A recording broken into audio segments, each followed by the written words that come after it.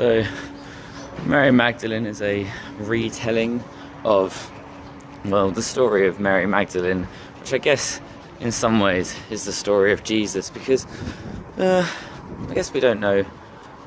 loads and loads about Mary Magdalene, so this film kind of attempts to tell us some of her story. It's by the same dude who did Lion, and the problem I had with Lion when that came out recently was that, well, recently, a couple of years ago, was that it was an emotionally powerful story and a really good story, but it was just kind of told in such a way that it was just really dull. And I think, being honest, as much as there was parts of this story that I was engrossed by, that I really enjoyed, that kind of captured me, the majority of the time it was just a bit dull, and it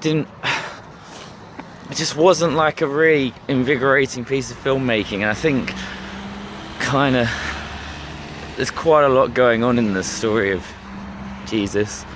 and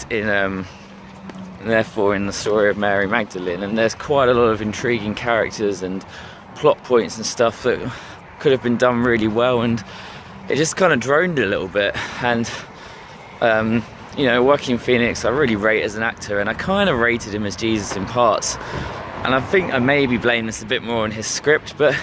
there's just these agonising pauses and this talking total nonsense that I kind of just was like, I just got a bit fed up of him, really. I kind of was like, Jesus, for goodness sake, man, just say something that makes like a jot of sense, or do something that's not just infuriatingly slow. Rooney Mara's very good.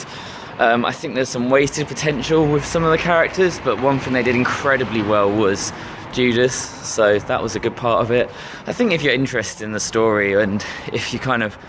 you study theology, or you're just vaguely interested in the story, then you probably would find it interesting, but you might not love the film. If the most I'd spend is £10 on a cinema ticket, I think £5.50 would be probably fair, maybe more if I was feeling generous. So yeah, there you go.